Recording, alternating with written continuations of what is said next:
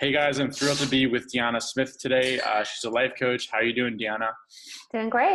So today we're going to talk about the topic of how to identify your unique strengths. So clients come to you and they want to figure out what their unique strengths are, what they're passionate about, and what tends to be, how do they come to you? What tends to be the problems that they're having in their mind? It could be anything from blocks they're experiencing in career, relationship, with health. A lot of times just feeling not at their best. A lot of times they don't exactly know why. So it could be any number of manifestations. And when we start the work, we start looking at the roots Mm-hmm. and, going to the roots. There's a lot of things you can find. And sometimes it is that there's certain strengths that aren't being expressed, certain longings that aren't being expressed that they might not even be aware of. Mm. So I'm curious about like what happens. What's the first conversation you have with them after they've become a client, like after they've agreed to a deal? What's the Mhm. kind of kickoff agenda? Like, do they get a bunch of like discovery questionnaires that they have to fill out to identify what's going on, or like what happens? A little bit, but I find the discovery process in person. We always ask them, what would one like to achieve Hmm. throughout the process? And a lot of times that can look a lot more superficial than what we end up getting into once we start the work. So there is that initial discovery, but then to go in to do this discovery in person unveils so much more that Mm. process is what is really exciting on my end, and I know on their end as well, because a lot of times people don't even think that they think it might be one thing, but it's something Mm. entirely different, and a lot of times it's something that's much deeper than what they originally identified. Mm. Wait, so I really like that a lot. So in person, meaning like not just through a Zoom or something, but actually in person. A lot of work I do in person. If people aren't in the location that I'm in the Los Angeles area, we do sessions over Skype. Some people calls. I like, Skype is good too, or Zoom as we can do. It's Right. like being in person, but a lot of times if people are in this area, we meet in person, which I really enjoy. And just that connection and that interaction is pretty Yeah. rewarding. Yeah. Yeah, I've had similar things. Like I do a lot on Zoom, a lot of Hmm. like coaching calls over Zoom, but also I know whenever I do it in person, we actually end up accomplishing a lot more. There's a lot more like nonverbal things you can pick up on, and just I think the rapport is easier to establish that, and it's easier to convey different messages to your client and to get more done when you're doing it in person. So that's something that I've noticed is really beneficial as well. Hmm. Um, what I'm curious about is what happened like after you're done working with a client, Hmm. what do they tend to say, like what is their transformation? So a lot of clients will continue to work on things it's not typically like you do a few months and then you're done. A lot of people will, there's always things to work on. It's just, I find the process tends to be to get a lot more refined the longer you work. But a lot of people have had just discoveries about what's really true for them is a common theme, is really connecting with one's truth, and that gives people power uh, that they wouldn't have otherwise been able to connect with within relationships, within career. A lot of people have, when I've started working with them, have had a lot of confusion around either like relationships ending or relationships that have been back and forth, and also career transitions or careers that have been stalled. And throughout the process, they've been able to get really clear on the relationship, whether it's being in it or being out of it, and what that process of moving through that is for them. And also made huge leaps forward within the career path that they want to be on, or that they've sort of been in but not, been having difficulty with. And so going through that process of what's the next thing, what do I want to connect with next, and how can I do that in a way that feels really authentic. Mm. Yeah, that all sounds really great. If we were to get, without mentioning any names, if we were to get specific about, let's say, who a client that you really enjoy working with now, I want to Mm-hmm. hear specific like thought patterns that they have that they're like stuff like psychological scripts that are going through their mind, and then Mhm. specific things that specific realizations, let's say they had, or specific action steps that you're encouraging them to take. Um, Mhm. yeah, tell us a little bit about that. Okay. Well, one that comes to mind is, well, there's a few. So I'll start with one where this person that I started working with kept feeling as though they weren't ready to do things out in the world, like stuck in this menial job while continuing to think like, oh, I need more education, I need more training, I'm not ready to do this and to put Hmm. myself out there and to use my talents because I need more training, I need more, I'm just not ready.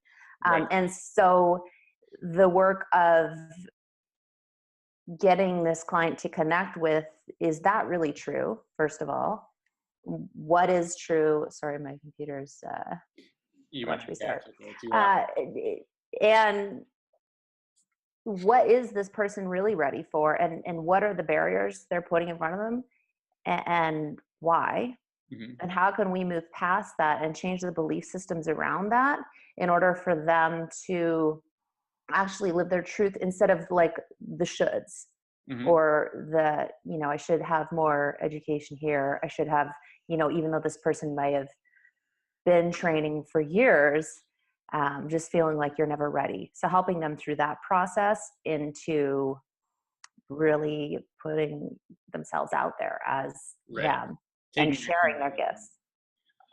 what I've noticed is that perfectionism tends to be a really big problem under Hmm. people who are really high achievers and people who are really creative minded. Yeah. And And you're. I work with both of those. Mhm. Yeah. And I've also been through that process myself, which is a lot of why I've been able to do this work, in part, is that I've been through many of the experiences that I help my clients with. So I Right. totally No, understand and it. Yeah. exactly, and since you're coming from that place, you have the experience to help them get through that. Yeah. I know that you've told me that you work with, well, A, you work with millennials, but Hmm. also B, you've told me that a lot of people who tend to reach out to you are actually like guys, like millennial guys. Hmm. Is there any reason why you think that's so? I actually don't know. It's interesting. I'm starting to have actually more women clients come in over the last, I would say, month or so. Um, I can't really say. It's one of those things that I feel like, you know, for me, I just put my messaging out as to what's true for me, and the people that resonate with it. And sometimes it looks like a particular face, and that's cool. And Mhm. then that might change. Um, And it's mostly yeah, millennials, though. It's mostly people in but their 20s and low 30s, or 20s and 30s. Yeah, I yeah. would say mostly 20s and 30s for sure. Okay. Hmm. And in terms of their goals, like, or in terms of like how these your clients identify themselves, it seems like they're all like kind of creative people, like artists, entrepreneurs. Hmm. A lot of those, yes. Okay. Hmm. And are they mostly like they're trying to get their businesses launched, or are they mostly like trying to get to the next step in their career in terms of like getting a raise or something? What's the pattern?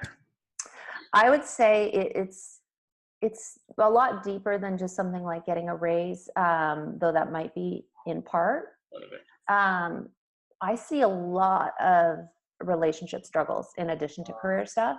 So, I'm not specifically just a career coach. I'm not specifically just a relationship coach. I believe those things all have the same roots. Right. But I work with some who are already really achieving and they want to go to the next level. I work with a lot of very talented artistic people and a lot of high achieving people. So sometimes they're really feel as though they're underperforming and they need to get going and get momentum and get on a certain path. Sometimes there's confusion as to what is the path. And Hmm. then sometimes they're on it and they're achieving. And then it's just a matter of, okay, what's next? How Mm, can I make this more fulfilling? How can I get do from what's next? right. Yeah. And so I know you talked a lot about how career and relationship are integrated, and Hmm. how they're kind of maybe two sides of the same coin. Hmm. How do you see them? Can you elaborate on how you see the two connected? Yeah. So the way we behave and our patterns of behavior and our habits are established based upon the way we're used to feeling, and those are established. The way we're used to feeling and the way we're used to being is established mostly without awareness, mostly when we're so young and we make these decisions that we come into adulthood and we don't even know sometimes why we're behaving in certain ways. Hmm. And so that can affect career and relationship. One thing could affect both. It could affect only one. So we don't really necessarily know what's driving the behaviors until we look at that, what's underneath it. Right. Right. What were those decisions that were made that established these patterns and habits? Mm. And what's the number one problem that people have in their relationships, that they come to you to help fix? A lot of times it's confusion over whether or not this relationship should be continuing or shouldn't be continuing. Okay. Um, yeah, I would say a lot of times it's just like seeking clarity. Okay. And the clarity is, so why are they debating like ending it? Like what's going on there? Usually, if you were to generalize, like why do they maybe want to end it? So it could be that they just don't feel excited and fulfilled like they used to feel. Mhm. Or it could be, maybe that the relationship has actually ended and they're going through that withdrawal period or that breakup period where they feel that, oh, maybe that was the wrong decision. I still miss this person. I still feel connected to this person. Maybe we're supposed to be together. And so Mhm. that process of understanding for themselves what actually is the path for them. I gotcha. And does it tend to coincide with, like, let's say someone is not excited about their relationship? Does it tend to be the case that they're also not excited about their career? Not necessarily. No, no, Okay. I've seen both. Yeah. Yeah. Okay. Hmm. So it's just kind of two things that they're very much connected, but they're different things at the end of the day. And then it's a matter of like making sure both of these things, career and relationships, are fulfilling. Hmm. But it Yeah. does seem to be like there's similar kinds of like the way people think about these two things are either, yeah, I'm passionate and excited about this, or either, no, I'm not. Something feels off about this and something needs to change. Hmm. Yeah, definitely. Or, for those people who are, who are high achievers or just really want to get the most out of life, it could be this feels good, but how can it be Even amazing? better. Yeah, yeah, yeah. Huh. Yeah. I like that. And what excites you the most about working with your clients?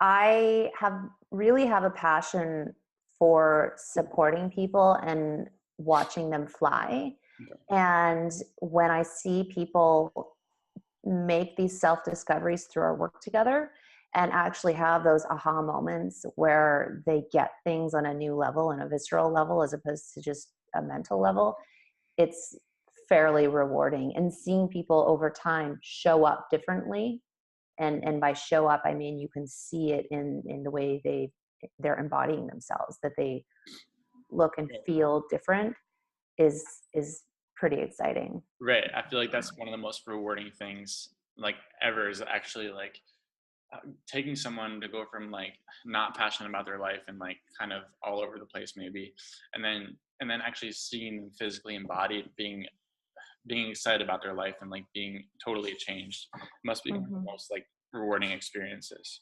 Yeah, and also just like, you know sitting with someone, whether it is over the phone or over Skype or in person, and tapping into what's really going on with them and helping them to get past those barriers is pretty fun. Gotcha. What are you most excited about in terms of you helping people and moving your business forward in 2019? Yeah. So I'm just excited to help more people, and I really enjoy the one-on-one process. I do group work as well, which is exciting. I have a workshop coming up on 3rd, which is called Reveal Your Inner Truth, and I do it in conjunction with a yoga meditation teacher. So we really get into our bodies as well in that process. So I'm excited about doing more group work as well. I have more workshops coming up and classes as well. Awesome. You kind of went out for a second when you were saying the name of Mm. the workshop. What was the Oh, name? it's called Reveal Your Inner Truth. Okay, reveal your inner truth. Yeah. Reveal your inner truth. Okay. Well, anything else you want to leave with us in terms of any messages you want to send to clients, or anything that you want to share with us? More. Yeah, just that, if you want to take your life to the next level or you are struggling in some area, that's not a given. That doesn't need to be a way of being, and that we can create with intention. And there's always help, there's always support, and there is always a way. If you are looking and you want to find a way, there is one. Mm, So I just want people to know that they can be intentional in the way they live, and they don't need to buy into what's in front of them. And you can find your own way and you can find your own path. awesome. All right. Well, thank you so much for that. I really appreciate Mhm. you taking the time to talk with me and be on this interview.